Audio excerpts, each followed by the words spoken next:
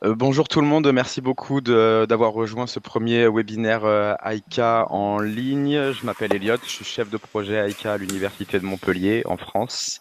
Et donc je pilote ce projet AICA qui œuvre depuis presque 3 ans maintenant à renforcer les capacités des écoles doctorales à Madagascar dans un but d'amélioration des process continus, amélioration des formations doctorales et amélioration de l'insertion professionnelle des doctorants. Et ce cycle de webinaires, du coup, s'inscrit dans le cadre de ce projet. Donc, nous sommes réunis pour le premier webinaire aujourd'hui. Il y en aura 5 autres entre maintenant et le 3 février sur des thématiques différentes en lien avec l'interdisciplinarité et les objectifs de développement durable. Et tout cela aboutira à une école d'été qui sera dispensée à Fianarantsoa du 16 au 19 février autour de l'interdisciplinarité et des objectifs de développement durable, lors de laquelle 50 doctorants de Madagascar seront réunis. Donc voilà, AICA est également un projet financé par l'Union européenne, euh, ce que j'avais oublié de préciser, qui nous permet de mettre en œuvre nos différentes activités. Donc concrètement, vous allez assister aujourd'hui à une conférence en ligne qui va durer une quarantaine de minutes et à la suite de laquelle nous prendrons plusieurs questions. Vous avez l'onglet questions et réponses en bas de la fenêtre Zoom qui vous permet de noter vos questions pour notre intervenante et nous les prendrons à la fin de la présentation et nous tâcherons de répondre au maximum d'entre elles pendant les 15-20 minutes qu'il nous restera. Voilà. Donc nous accueillons pour cette première conférence en ligne Dr Arlène Alpha, qui travaille au CIRAD à Montpellier, un institut public français, dans un laboratoire de recherche en sciences sociales et nutrition. Et ses travaux portent sur l'analyse des politiques publiques en matière de sécurité alimentaire et de nutrition en Afrique subsaharienne. Donc Arlène est connectée depuis l'Afrique du Sud, je crois, où vous êtes Oui, affecté depuis 3 ans maintenant, il me semble, ouais. et va donc intervenir sur la thématique, vous l'aviez peut-être vu, des politiques nutritionnelles, comment les repenser pour des systèmes alimentaires plus durables et résilients. Donc voilà, je laisse à présent la parole à Arlène pour cette première webconférence et on se retrouve du coup à la fin de la présentation pour les questions-réponses. Merci encore beaucoup Arlène d'avoir répondu à notre invitation et de nous faire l'honneur d'ouvrir ce cycle de webinaires. Merci beaucoup à vous. Merci beaucoup de me donner l'opportunité effectivement, de faire cette conférence. Alors, je vais partager mon écran. Voilà, partager. Euh, je pense que vous voyez On le voit, oui. la première diapo. Je mets en mode diaporama. Et est-ce que c'est tout bon? C'est tout bon. C'est Ah, super. parfait. D'accord. Donc juste peut-être pour préciser que mon unité de recherche, effectivement, qui est en sciences sociales et nutrition, s'appelle Moïsa. Elle est effectivement basée à Montpellier. Elle regroupe notamment des chercheurs de l'IRD, de l'INRAE, de Montpellier, de l'Institut Agro et du CIRAD. Mais moi, je suis basée en effet en Afrique du Sud, alors dans un centre d'excellence sur la sécurité alimentaire. Donc, comme il a été présenté, mon propos aujourd'hui, ça va être de vous parler des politiques publiques en matière de nutrition et comment les repenser pour des systèmes alimentaires plus durables et résilients. Donc, je vais structurer cette intervention en 4 points. Tout d'abord, une petite introduction pour vous rappeler que la malnutrition, c'est un enjeu de santé publique global. Ensuite, je voudrais partager avec vous un petit historique de la façon dont la malnutrition a été cadrée, a été pensée dans la communauté internationale de la nutrition. Ensuite, je voudrais parler des orientations des politiques nutritionnelles et vous donner deux exemples d'orientations possibles, de l'éducation nutritionnelle à la régulation de l'environnement alimentaire des consommateurs et puis des orientations autour de la biofortification et ou la diversité alimentaire. Et puis je terminerai par quelques mots de conclusion. Donc, comme vous pouvez le voir sur cette carte, la malnutrition, c'est un phénomène global qui touche tous les pays du monde. Et c'est grave partout, hein, pas seulement dans les pays dits du Sud. Alors cependant, il y a des formes de malnutrition qui sont différentes suivant les pays. Donc en gros, 3 milliards hein, de personnes qui n'ont pas accès à une alimentation saine et donc qui sont affectées par différentes formes de malnutrition. Et donc dans les pays dits du Nord, les pays industrialisés, la forme de malnutrition prédominante, ça va être plutôt ce qu'on appelle la malnutrition par excès, qui conduit au surpoids, à l'obésité, en raison de régimes alimentaires trop gras, trop sucrés, trop riches, et aussi en raison de la sédentarité plus forte dans ces populations. Alors que dans les pays tropicaux, méditerranéens, au sud, hein, les problèmes de malnutrition sont davantage des problèmes de dénutrition, donc de carence en protéines, en énergie, en raison de quantités alimentaires insuffisantes. Alors il peut s'agir de dénutrition conjoncturelle, liées par exemple à des épisodes de crise alimentaire, et ça se traduit par une malnutrition aiguë, de l'émaciation, comme on peut le voir sur cette affiche d'Action contre la faim, ou alors ça peut être une malnutrition chronique, souvent en raison d'un régime alimentaire qui est pas assez équilibré, et à ce moment-là ça se traduit par ce qu'on appelle le retard de croissance, childhood stunting, donc des enfants qui sont trop petits pour leur âge, comme on peut le voir sur cette photo de l'IRD, deux enfants qui ont le même âge mais qui ont des tailles différentes. Et puis la malnutrition, ça renvoie aussi aux carences en micronutriments, ce qu'on appelle la faim cachée, la faim silencieuse, parce que les symptômes sont moins immédiatement visibles, mais c'est aussi grave. Et c'est par exemple des carences en fer, donc l'anémie chez les femmes en âge de procréer.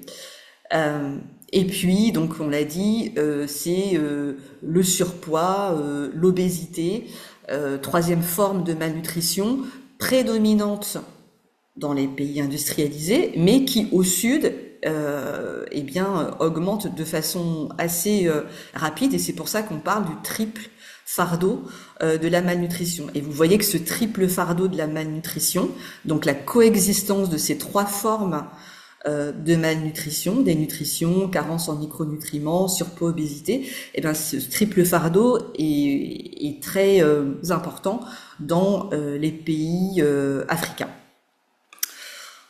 Alors, que ce soit au nord comme au sud, cette augmentation du surpoids et de l'obésité, elle est symptomatique de ce qu'on appelle la transition nutritionnelle qui généralement accompagne l'urbanisation et donc qui en fait renvoie à un changement dans les régimes alimentaires, donc le remplacement en fait de régimes alimentaires qui traditionnellement étaient basés sur des plantes, des végétaux, donc ces régimes alimentaires qui ont été remplacés par des régimes alimentaires plus denses en calories, mais plus pauvres en micronutriments, et souvent qui sont composés d'aliments de plus en plus transformés et le plus souvent trop gras, trop sucrés, trop salés. Donc c'est ça la transition nutritionnelle. Il y a aussi au niveau alimentaire, il y a aussi une autre composante de la transition nutritionnelle qui renvoie au mode de vie et donc au fait que dans les villes, les populations sont de plus en plus sédentaires. Donc changement dans les régimes alimentaires, changement dans les activités physiques. Donc c'est ça qui conduit à cette explosion, hein, notamment dans les pays du Sud en ville et notamment pour les femmes, cette explosion du surpoids et de l'obésité. Alors pourquoi c'est très grave? Pourquoi c'est un enjeu de santé public, la malnutrition. Je vous ai pas indiqué là des chiffres, mais je veux dire tout ça, ça a des effets sur les systèmes de santé publique, ça a des coûts économiques très très importants. Eh bien, parce que chaque forme de malnutrition est associée donc à des maladies.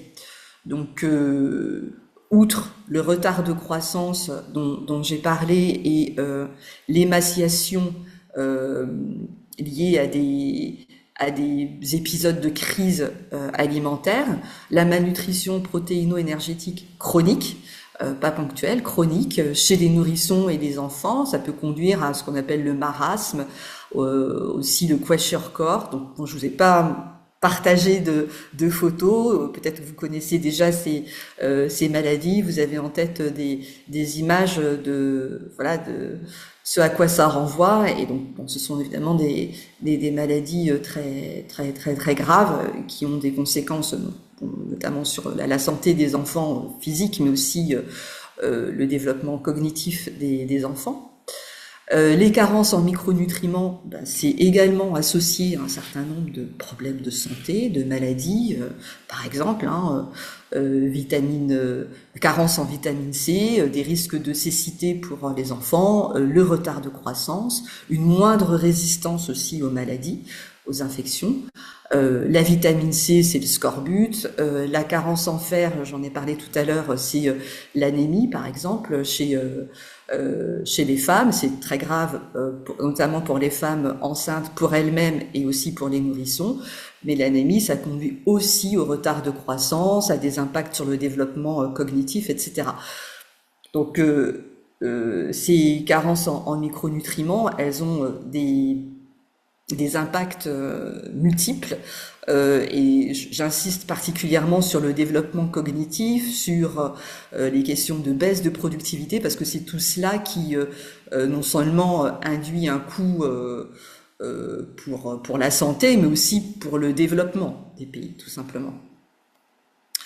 Je voudrais aussi insister sur le fait qu'il y a un cercle vicieux entre alimentation et maladie dans la malnutrition. Donc ça, c'est un schéma, le schéma causal de la malnutrition infantile qui a été proposé par l'UNICEF en 1990 et bon, voilà, qui fait toujours référence, qui a un peu structuré la façon dont on pense la malnutrition, avec donc vous voyez deux branches, deux grands facteurs de la malnutrition.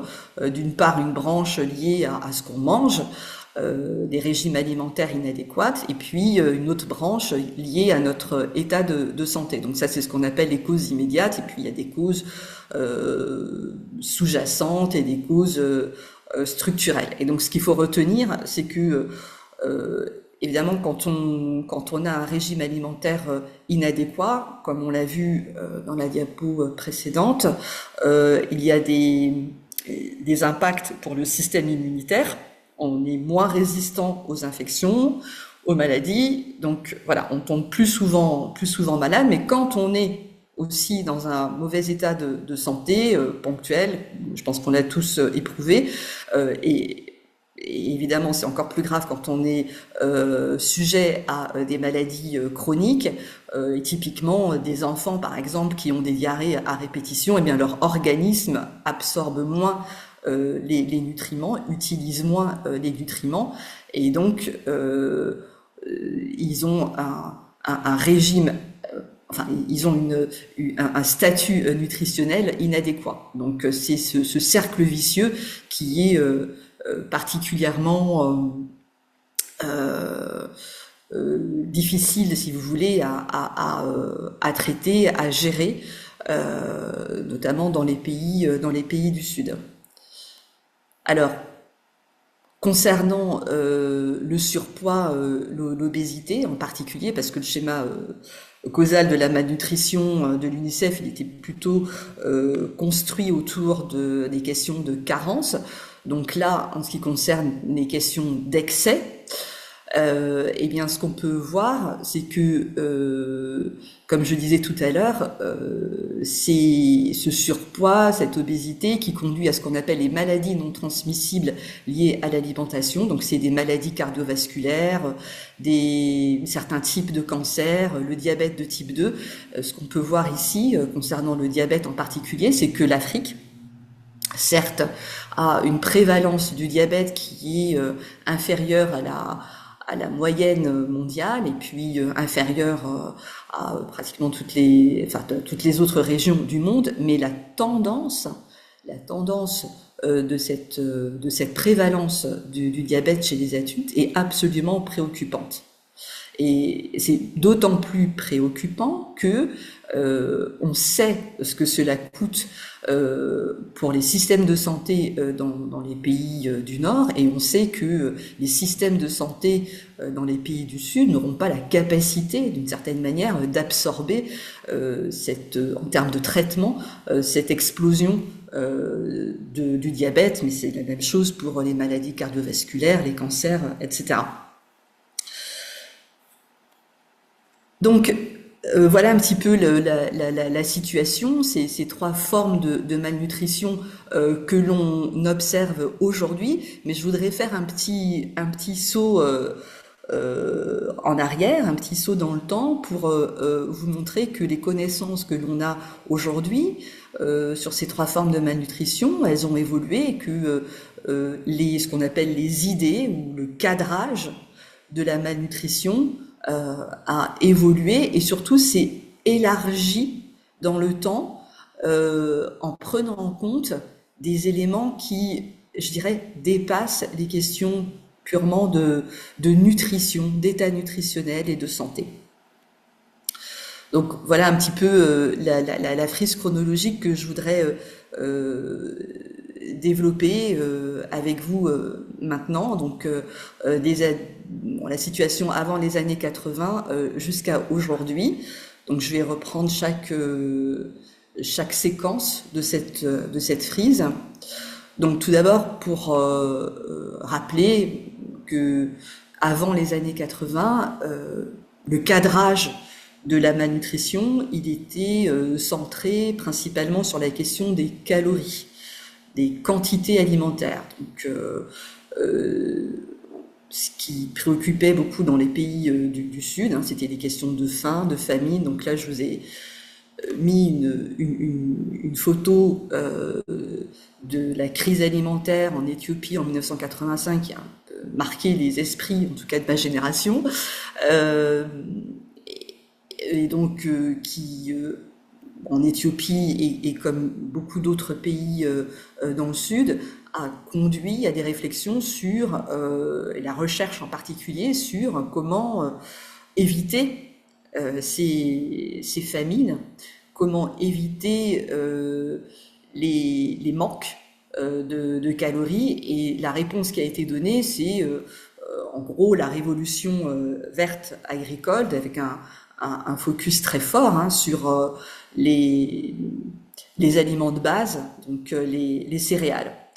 Donc, voilà comment a été cadrée la malnutrition principalement au Sud. Ce que je voudrais aussi quand même souligner, c'est que ces questions de faim, elles sont pas, même voilà, avant les années 80, elles sont pas propres aux pays du Sud. La faim n'a pas disparu en Europe,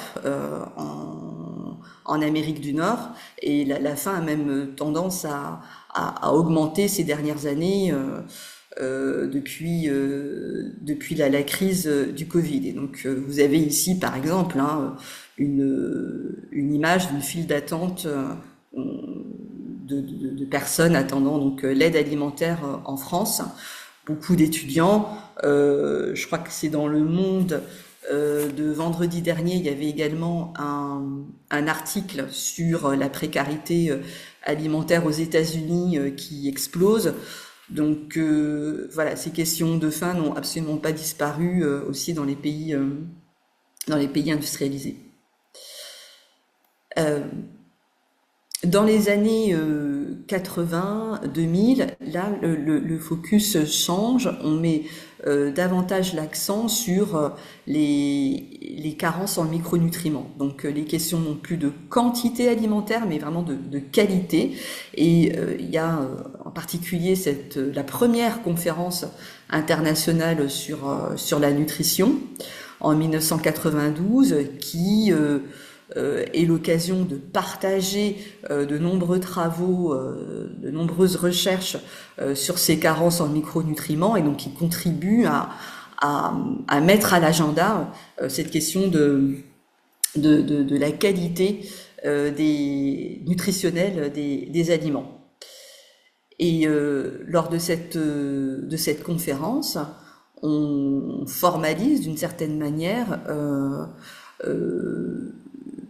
l'existence de 4 stratégies de lutte contre les carences en micronutriments. Donc, des stratégies qui relèvent plus du secteur de la santé, qui sont la supplémentation, donc voilà, donner des compléments alimentaires, des micronutriments sous forme de médicaments aux populations affectées.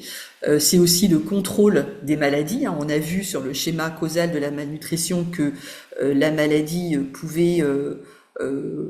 était une cause de malnutrition. Donc les mesures de santé publique, le contrôle des maladies, notamment le déparasitage, ça participe aussi de la lutte contre les carences.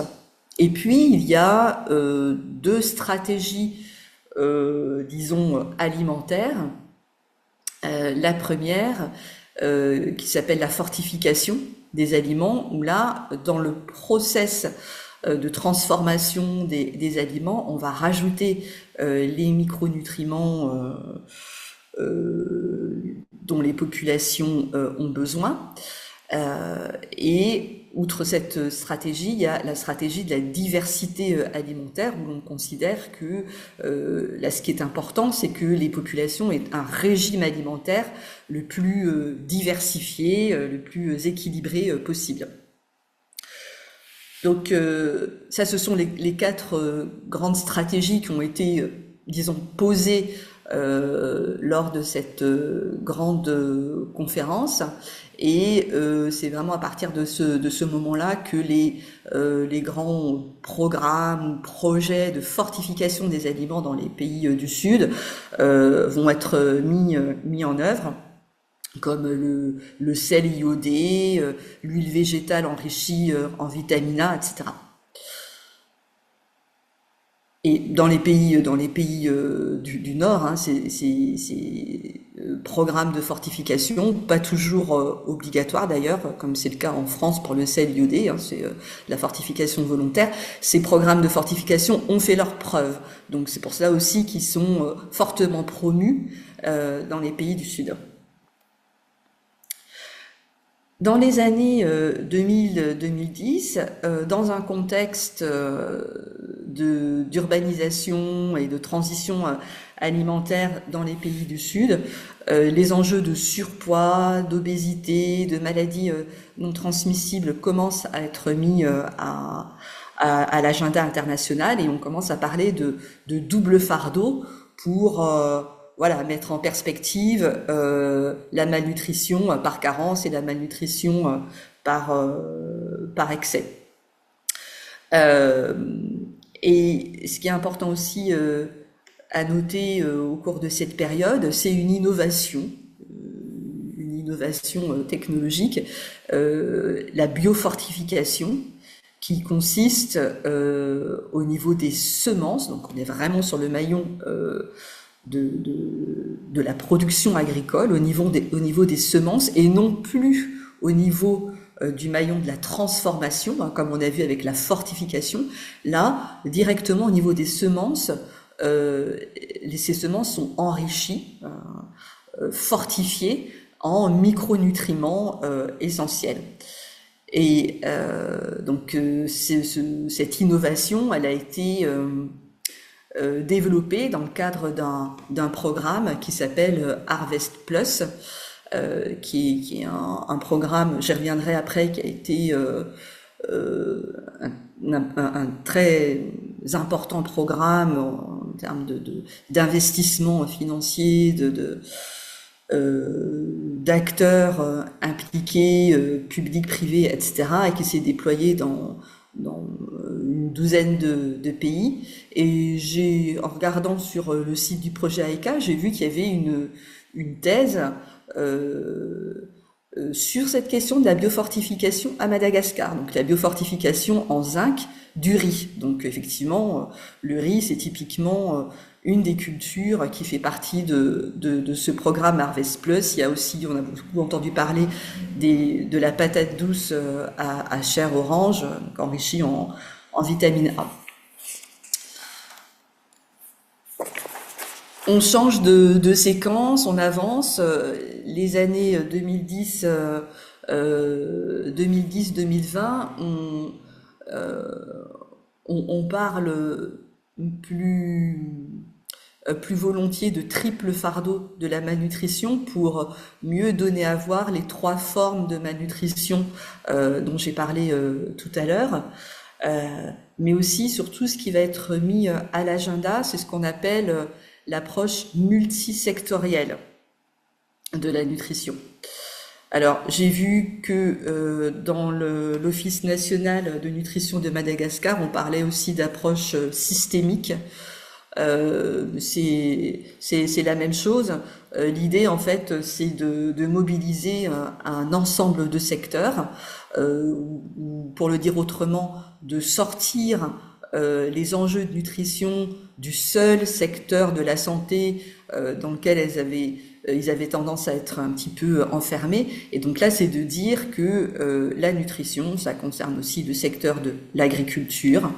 Je pense que c'est les 5 secteurs qu'on voit là. Donc, outre la santé, c'est l'agriculture, c'est ce qu'on appelle le WASH, donc eau, hygiène, assainissement, c'est l'éducation et la protection sociale. Donc 5 secteurs clés qui doivent être particulièrement mobilisés pour ensemble lutter contre les différentes formes de malnutrition.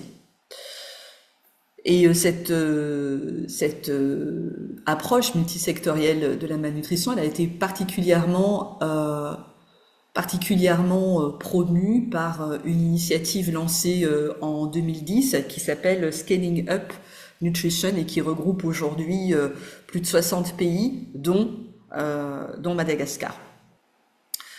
Alors pourquoi cette approche multisectorielle de la nutrition? Ben aussi parce que en 2008 et puis en 2013, il y a eu toute une série de publications dans la revue prestigieuse The Lancet qui a montré que les interventions qui généralement relèvent du secteur de la santé et qui ont été qualifiées à ce moment-là dans cette série de publications d'interventions spécifiques parce qu'elles s'attaquent uniquement aux causes immédiates de la malnutrition. Eh bien, ces interventions-là, comme la fortification par exemple, ou la supplémentation, ne sont pas suffisantes pour lutter entièrement contre la malnutrition. Donc, c'est ce que je vous ai mis ici. Il y a vraiment un besoin d'interventions différentes qui vont être qualifiées de sensibles à la nutrition, donc agriculture sensible à la nutrition, éducation sensible à la nutrition, protection sociale sensible à la nutrition, etc. Donc sensible à la nutrition parce que la nutrition spécifique seule ne permettra pas d'atteindre les objectifs en matière d'amélioration de la nutrition. Un autre élément important aussi de cette différence de cadrage de la malnutrition et qui participe aussi de cet élargissement de la nutrition au-delà du secteur de la santé, c'est ce rapport du HLPE. Donc le HLPE, c'est le High Level Panel of Experts, qui est un forum de scientifiques liés au comité de la sécurité alimentaire mondiale. le Comité de la sécurité alimentaire mondiale, donc basé dont le secrétariat est à la FAO, qui se réunit tous les ans, et donc le HLPE, pour alimenter ces réunions annuelles du CSA, produit un rapport. Et en 2017 pour la version anglaise, 2018 pour la version française, le rapport a porté sur nutrition et système alimentaire. Donc c'est un rapport qui a vraiment acté d'une certaine manière l'intérêt encore une fois de sortir la nutrition du seul secteur de la santé, de penser la nutrition pas seulement au niveau, enfin pas seulement d'intégrer des objectifs nutritionnels au niveau du maillon de la transformation des systèmes alimentaires, donc avec la fortification, mais aussi au niveau du maillon de la production avec la biofortification. Et je reviendrai aussi sur d'autres éléments de ce rapport HLPE. Donc ensuite, je dirais qu'aujourd'hui, on poursuit cet élargissement du cadrage de la malnutrition en mettant l'accent sur ce qu'on appelle aujourd'hui des régimes alimentaires pour la santé planétaire. Bon, je pense que c'est mieux en le disant en anglais, Planetary Health Diet. Bon, voilà. Donc, Planetary Health Diet, l'idée là qui est mise à l'agenda, c'est qu'il faut penser la nutrition et donc la santé humaine en articulation avec la santé de la planète. J'ai entendu un des auteurs de la commission Eat-Lancet, cette commission qui a posé à l'agenda cette idée-là de régime alimentaire pour la santé planétaire. Et ce chercheur, il parlait de la planète comme d'un patient. Voilà, la planète doit être considérée comme un patient. Les individus sont des patients, la planète est un patient, et donc il y a cette nécessité d'articuler très étroitement santé humaine, santé de la planète. Et donc de se poser la question de comment on améliore la nutrition par un changement des modes de consommation, mais aussi de production, du système alimentaire de manière générale. On parle de refonte des systèmes alimentaires pour vraiment marquer l'idée d'une rupture, d'une transformation assez forte, assez radicale et pas juste incrémentale. Et donc cette rupture, elle vise à indiquer que les modes de consommation, de production doivent être pensés aussi pour préserver les ressources planétaires, en particulier la biodiversité, mais pas que. Voilà. Et donc pour contribuer à la durabilité, à la résilience des systèmes alimentaires. Alors concrètement, qu'est-ce que ça veut dire un Planetary Health Diet? C'est un régime alimentaire qui est plus végétal. Donc quand on parlait de la transition nutritionnelle tout à l'heure, qui évoquait le remplacement de régimes alimentaires initialement justement riches en végétaux, ça veut dire d'une certaine manière qu'on revient sur ces régimes alimentaires traditionnels, riches en végétaux. C'est moins de sucre ajouté, moins de graisse saturée, moins de sel.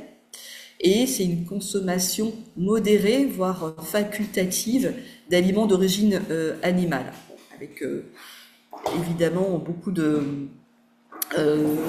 je dirais de spécificité concernant cette recommandation suivant les pays. C'est-à-dire que encore une fois, si je reprends l'exemple de ce chercheur de la commission Eat-Lancet, il disait il faut effectivement une consommation modérée, voire facultative d'aliments d'origine animale, parce qu'on sait que ça contribue, une forte consommation de ces produits contribue à la malnutrition, contribue aussi à dépasser un certain nombre de limites planétaires, contribue aux gaz à effet de serre, mais il faut se poser la question, qui est responsable ? de cette surconsommation d'aliments d'origine animale. Et donc, typiquement, il faisait référence aux pays du Sud dans lesquels il y a des carences encore en protéines, notamment protéines d'origine animale. Donc, évidemment, c'est une recommandation, encore une fois, à adapter en fonction des contextes géographiques et des formes de malnutrition prédominantes. Donc, je voulais faire ce petit tour historique du cadrage de la malnutrition pour encore une fois souligner cet élargissement du cadrage vers la prise en compte d'enjeux planétaires.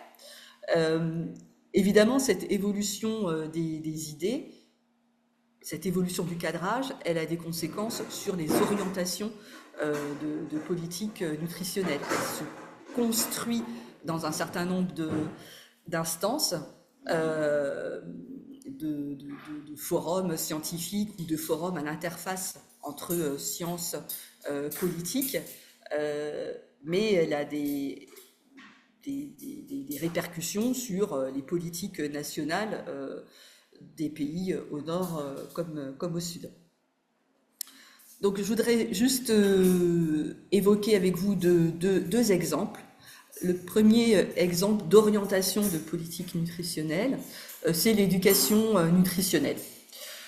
Donc l'éducation nutritionnelle, alors le mot éducation est peut-être un peu fort parce qu'en réalité, notamment dans les pays du Sud, il s'agit en réalité de fournir des conseils alimentaires, notamment aux populations les plus vulnérables, par exemple les femmes enceintes, conseils pour elles-mêmes lors de la grossesse et pour leurs nourrissons, leurs jeunes enfants, et en réalité les systèmes éducatifs, l'intégration de la nutrition dans les systèmes éducatifs est encore assez limitée. Mais enfin bon, on parle d'éducation nutritionnelle pour renvoyer à ces conseils, et donc ça va de la production de guides alimentaires aux conseils alimentaires, comme je viens de l'évoquer, par exemple dans les centres de santé à Madagascar, si j'ai bien compris, ça s'appelle des TOBI, aux grandes campagnes de sensibilisation sur la nutrition, sur le bien manger, comme la campagne qui a été lancée en France par le programme national nutrition santé en 2001 et qui s'est traduite par ce slogan que tout le monde connaît en France et peut-être ailleurs, de manger 5 fruits et légumes par jour. Donc cette éducation nutritionnelle, c'est vraiment un pilier, on va dire, hein, des politiques publiques nutritionnelles, et quelquefois, parfois souvent d'ailleurs, dans les pays du Sud, dans les projets de nutrition, c'est l'intervention principale pour lutter contre la malnutrition. Le rapport HLPE dont je parlais tout à l'heure, 2017-2018 sur nutrition et système alimentaire, il a été très, très important aussi pour proposer la notion d'environnement alimentaire. Cette notion d'environnement alimentaire, elle est indiquée ici dans le graphe. Vous voyez ici Food Environments, et c'est très intéressant parce que c'est un élément qui conduit à excusez-moi, 2 petites secondes. Pierre, j'entends un truc, est-ce que tu veux? Ça me dérange. Ça me dérange. Est-ce que tu peux faire ça après? Ça me dérange. Est-ce que tu peux faire ça? De quoi? Ben ça. Ah, excusez-moi. Donc, l'environnement alimentaire, comme vous le voyez dans ce graphe, qui est une représentation des systèmes alimentaires, c'est une espèce de maillon intermédiaire entre les filières alimentaires et puis la consommation alimentaire. Et très concrètement, l'environnement alimentaire des consommateurs, c'est tous les lieux de vente, des points de vente dans lesquels les consommateurs achètent leurs aliments. Donc les marchés, les vendeurs de rue, les petites boutiques, les supermarchés, etc. Bon, les géographes, ils aiment bien parler aussi de paysage alimentaire, c'est la même chose. Et cet environnement alimentaire, il peut, par exemple, là je vous ai mis un marché en Côte d'Ivoire. Cet environnement alimentaire, il peut être très éparse, c'est-à-dire en fait ressembler à ce qu'on appelle plutôt un désert alimentaire, c'est-à-dire que les populations les points de vente alimentaires ne sont pas proches des lieux d'habitation des consommateurs. Ça peut ressembler aussi à ce qu'on appelle un bourbier alimentaire. Alors là, il y a des points de vente, mais c'est de la junk food, de la fast food. Donc des aliments, comme on a dit, hein, trop gras, trop sucrés, trop salés. Et comme vous le voyez ici, l'environnement alimentaire, quelquefois, il s'invite jusqu'au niveau des écoles. Ça, c'est une image en Afrique du Sud. Donc, cette notion d'environnement alimentaire, elle est très importante parce que elle va remettre en question la pertinence, d'une certaine manière, de l'éducation nutritionnelle seule. Pour faire court, si on conseille aux populations de manger équilibré, mais que dans leur environnement alimentaire, ces populations n'ont pas accès à une offre alimentaire équilibrée, bien évidemment, les conseils nutritionnels vont pas être efficaces, vont pas être crédibles. Donc, parler de ces environnements alimentaires, c'est insister sur le fait que l'éducation nutritionnelle doit rester importante, et bien évidemment, mais doit s'arrimer, s'accrocher d'une certaine manière à l'environnement des consommateurs et donc au système alimentaire qui produit cet environnement alimentaire. Et donc là, ça ouvre, si vous voulez, la voie à des politiques nutritionnelles complètement différentes, des politiques de régulation de ces environnements alimentaires. Et concrètement, comme vous le voyez ici, l'environnement alimentaire, c'est pas seulement la proximité géographique, la distance des populations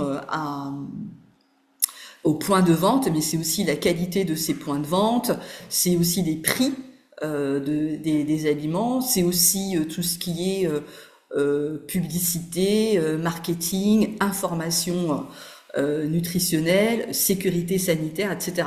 Donc les politiques nutritionnelles vont pouvoir, par exemple, intégrer tout ce qui est taxation des produits trop sucrés, salés, gras, etc. Des politiques qui vont être des régulations, des réglementations, par exemple sur la teneur en sel, donc de certains aliments, pas seulement taxés, mais dire voilà, il faut que, c'est le cas par exemple au Sénégal pour les bouillons, ce qu'on appelle les bouillons cubes, pas plus de 50% de teneur en sel. C'est aussi la régulation de la publicité, notamment pour les jeunes. C'est l'information nutritionnelle, et en France, mais il y a d'autres systèmes d'information nutritionnelle. En France, on a ce qu'on appelle le Nutri-Score qui apprécie la qualité des aliments en fonction en donnant des lettres A jusqu'à E. A, c'est que c'est bon pour la santé, et E, c'est plutôt à éviter, c'est mauvais pour la santé. La biofortification, donc on l'a vu tout à l'heure, c'est une initiative qui est apparue à la fin des années 90, et c'est aussi donc une politique nutritionnelle. Et comme vous le voyez ici, c'est une stratégie qui a été très fortement promue, qui embarque un très grand nombre d'acteurs publics, privés, beaucoup de financements, etc. Et en effet, c'est une stratégie qui a fait l'objet de beaucoup de recherches qui ont montré que c'était efficace pour lutter contre les carences, que c'était une solution à court terme. Et l'avantage aussi peut-être de cette stratégie, c'est que c'est une innovation technologique, donc perçue par beaucoup d'acteurs, notamment des décideurs, comme quelque chose de moderne. Et pour autant, cette stratégie, elle a fait l'objet de pas mal de critiques, notamment au début, parce que la technologie s'appuyait beaucoup sur les biotechnologies, et voilà, il y a eu un certain nombre de critiques, notamment de la société civile, concernant cette technologie, mais les chercheurs dans ce programme ont aussi fait de la sélection variétale classique pour enrichir les semences en nutriments. Ce qui est peut-être plus intéressant comme critique, c'est l'idée que ça participe du nutritionnisme. Alors je vous ai mis ici deux auteurs qui ont mis en avant cette idée-là. Le nutritionnisme, c'est finalement cette focalisation sur un nutriment, ou quelquefois plusieurs nutriments, mais en tout cas, c'est l'idée que l'alimentation est réduite à un ensemble de nutriments, alors que l'alimentation, comme vous le savez, est bien plus multidimensionnelle que ça. C'est aussi, il y a des dimensions sociales, culturelles, religieuses, etc., etc. Et puis, la biofortification, donc il y a cette technologie sur les semences, et donc il y a des risques de dépendance vis-à-vis des semenciers, de perte de souveraineté, entre guillemets, au niveau des choix de semences des agriculteurs. Donc il y a un certain nombre de critiques, et nous, enfin un certain nombre de chercheurs de l'IRD, de l'INRAE et du CIRAD, on a rédigé un article que vous voyez ici, et on a voulu notamment s'interroger sur mais pourquoi la biofortification a été autant promue, et on a voulu comprendre quels étaient peut-être les manques, les trous dans la raquette, ou qu'est-ce qui n'était pas promu de façon aussi forte. Et si vous vous rappelez les 4 stratégies que j'ai présentées pour lutter contre les carences en micronutriments, hein. Donc il y avait les 2 stratégies alimentaires, fortification. Bon là c'est biofortification, mais c'est la même idée. Et il y avait la diversité alimentaire. Et donc ce qu'on a voulu comprendre dans cet article, c'est pourquoi cette stratégie de la diversité alimentaire n'avait pas reçu une visibilité, un soutien équivalent à la biofortification. Donc, vous voyez ici un certain nombre de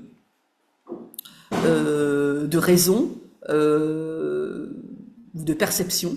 C'est long, c'est compliqué de changer les habitudes alimentaires.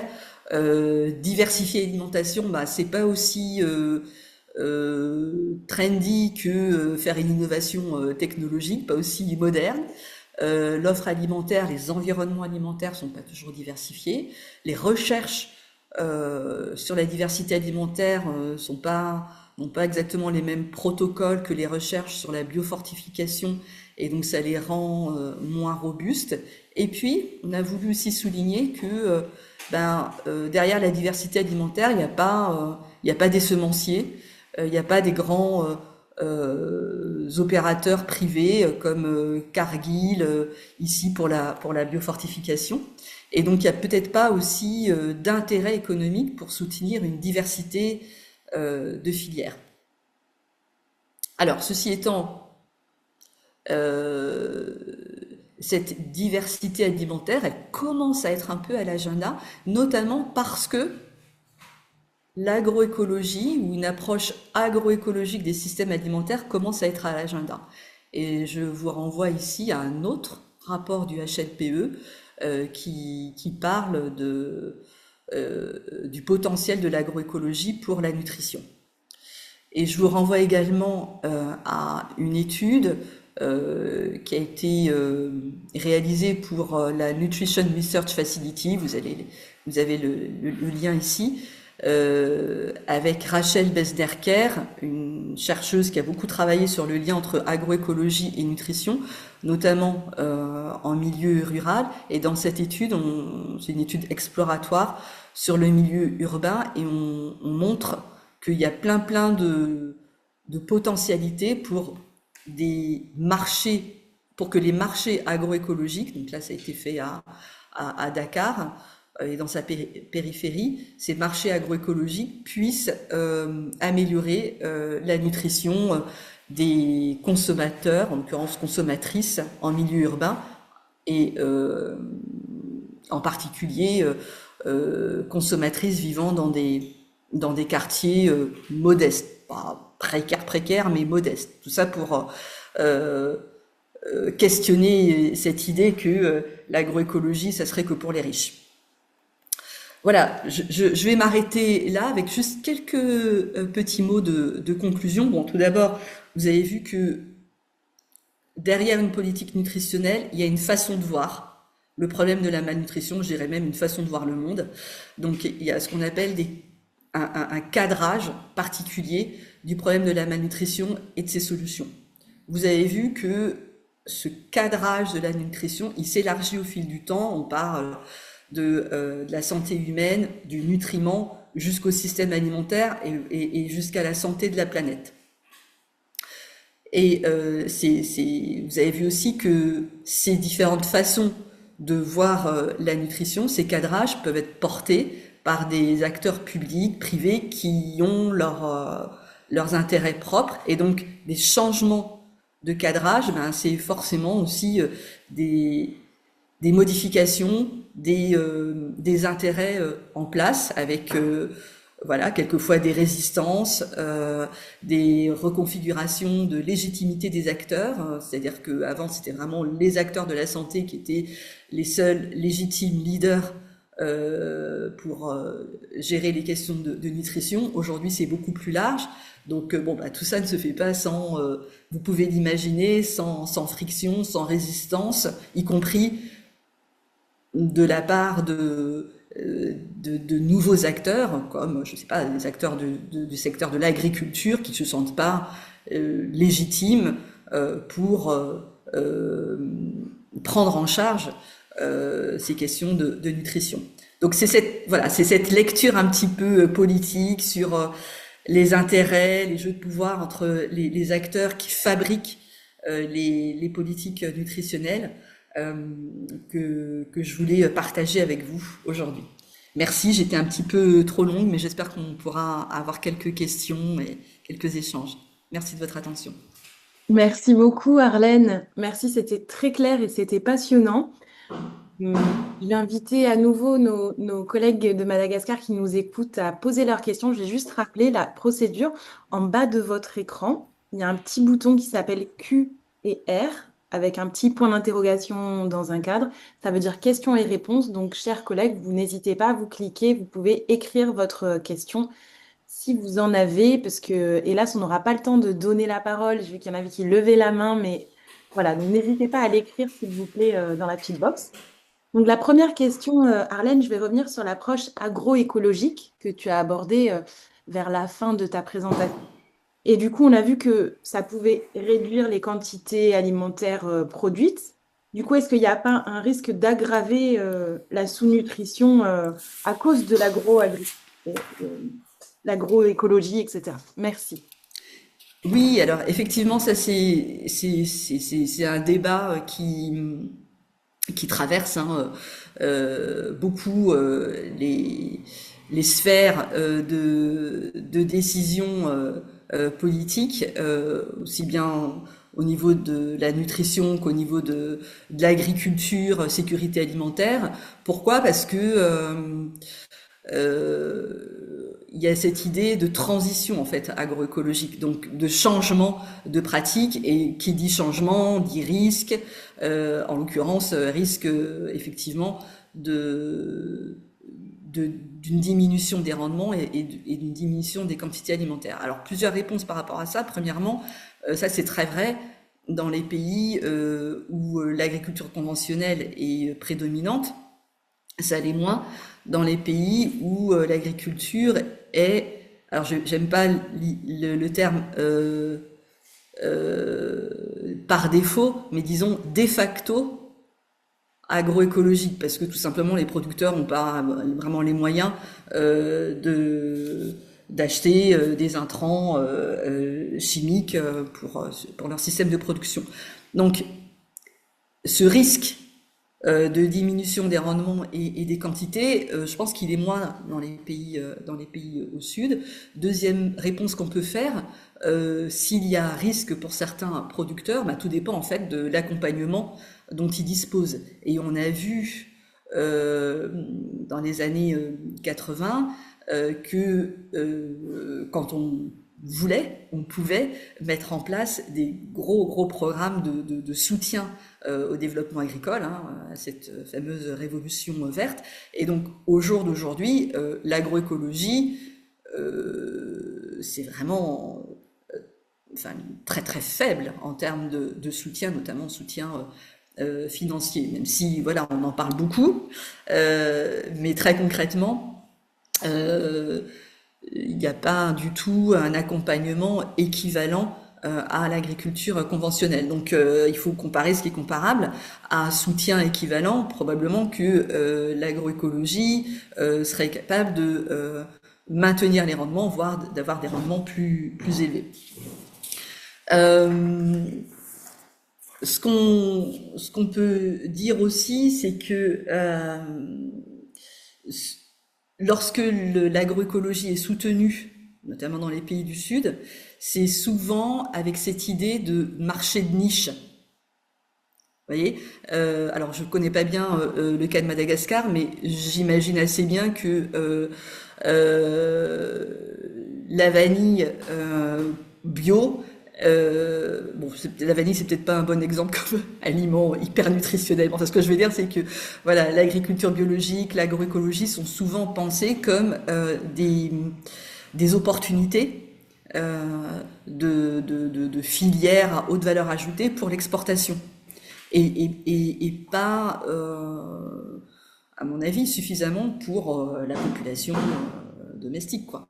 Donc c'est pour ça aussi que dans cet exemple à Madagascar, à Dakar, pardon, on a voulu montrer que pour le moment il n'y avait pas beaucoup effectivement de projets soutenant l'agroécologie pour la population sénégalaise, mais que ça commençait, et notamment promus par des ONG qui sont beaucoup dans le plaidoyer pour le droit à l'alimentation, la souveraineté alimentaire, etc.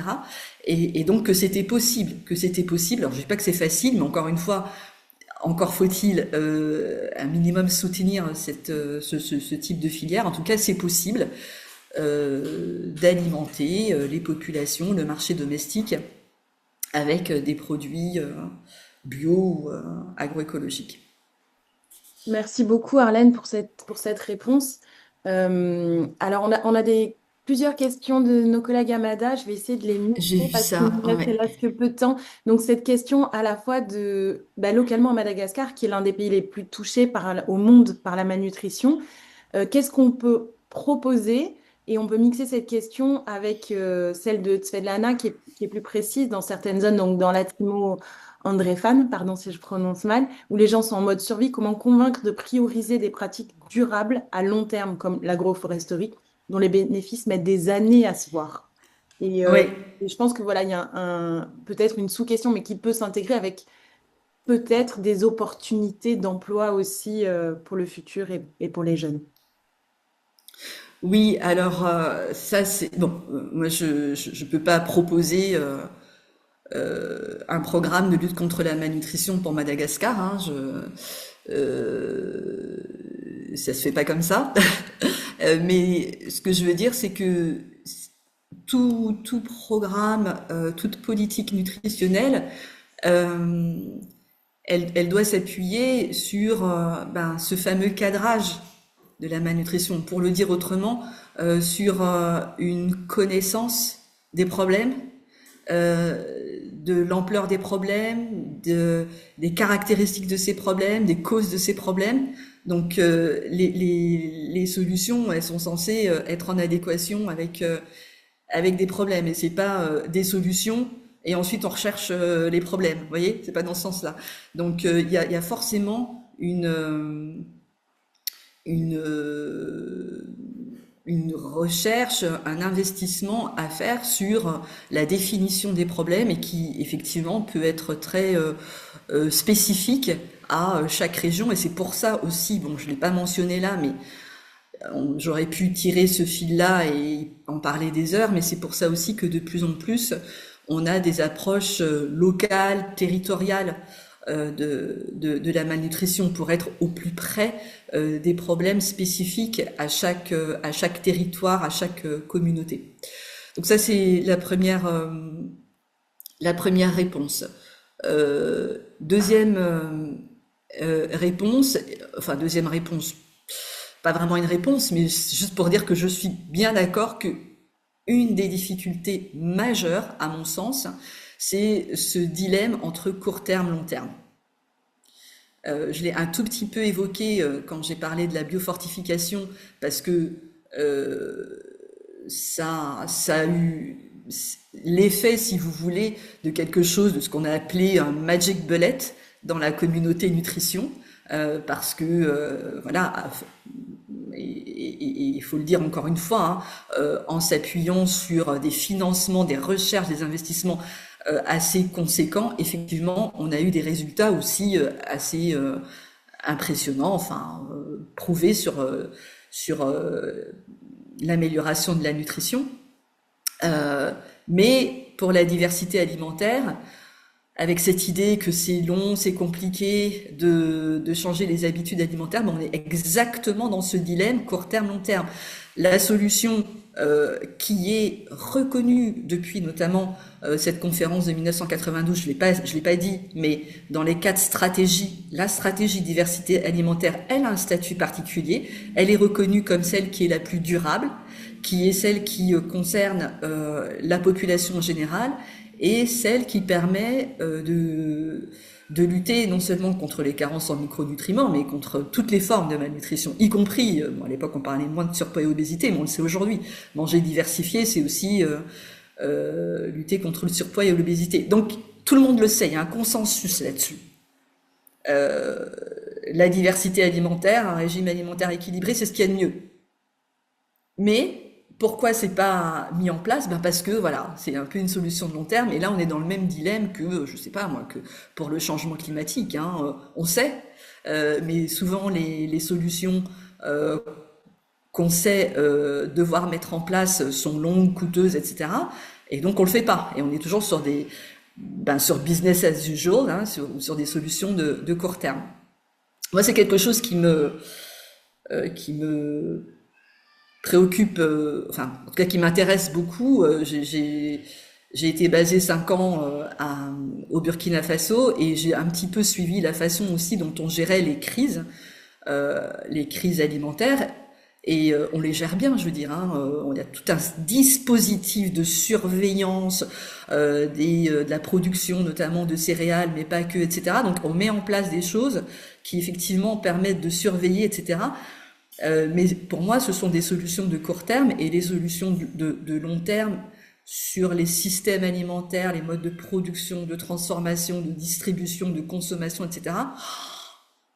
Là, en fait, c'est un peu vertigineux, c'est très systémique, très holistique, et donc dans le monde dans lequel on est, aussi de recherche de solutions pas forcément faciles, mais en tout cas éprouvées, rapides, etc., qui parlent aux décideurs politiques, qui ont aussi des agendas politiques plutôt de court terme, électoralistes, etc.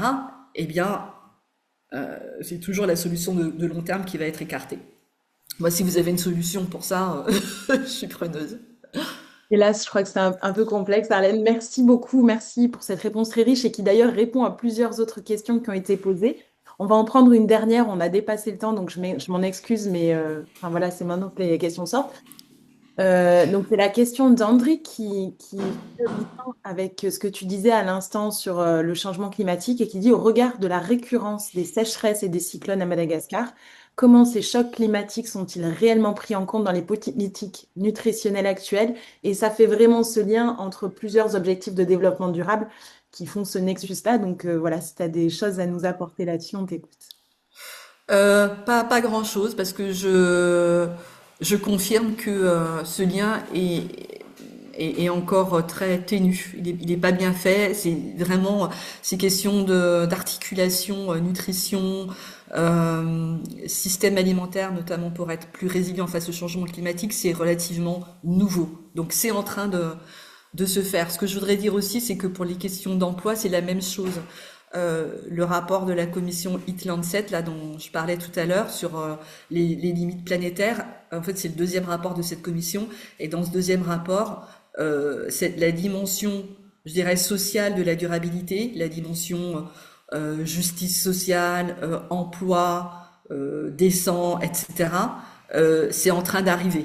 Voilà, donc que les choses évoluent, le cadrage évolue, et effectivement, je pense que de plus en plus, on ne pourra pas faire autrement que d'articuler nutrition et cette question du changement climatique, nutrition et cette question d'emploi. Et les approches agroécologiques, c'est pas moi qui le dis, hein, c'est notamment ce rapport du HLPE et ce rapport de la commission Heat-Lancet ont l'intérêt d'être convergents à la fois pour la résilience des systèmes alimentaires et pour l'amélioration de la nutrition. Et c'est vrai que l'alimentation traditionnelle, si je le vois là, c'est aussi très lié à, euh, à, à ces systèmes alimentaires en agroécologie. Et donc, moi, c'est quelque chose qui me passionne aussi. Alimentation traditionnelle, alors là, ça fait pas du tout trendy, hein, ça fait pas du tout moderne. Et donc, qu'est-ce qui est moderne d'une certaine manière? Est-ce que c'est la biofortification? Est-ce que c'est le retour, entre guillemets, à un régime alimentaire plus traditionnel? Bon, voilà. Ce sont encore une fois des questions de cadrage et de vision du monde qui sont très intéressantes. Merci beaucoup, Et Arlène. juste, je réponds à la première question, les micronutriments, c'est vrai que j'ai oublié de le dire, donc c'est tout simplement, enfin, j'ai un petit peu évoqué, mais les vitamines, j'ai parlé de la vitamine A, vitamine C, oui, je parlais de la vitamine C, les sels minéraux, j'ai parlé du fer, par exemple, j'ai parlé du zinc, voilà, tout simplement. Merci beaucoup, Arlène. C'est vrai que c'est frustrant parce qu'on ne pourra pas, hélas, répondre à toutes les questions. Il y en avait beaucoup sur la fin. Mais un immense merci vraiment pour cette intervention. Donc, il y a des collègues qui ont demandé la présentation. Si tu es d'accord de la Bien partager, sûr, oui, oui. on vous l'enverra à toutes et à tous. Donc, très grand merci à toi, Arlène, parce que c'était passionnant et ça mériterait d'y passer beaucoup plus de temps qu'hélas, pour cette fois, on n'a pas.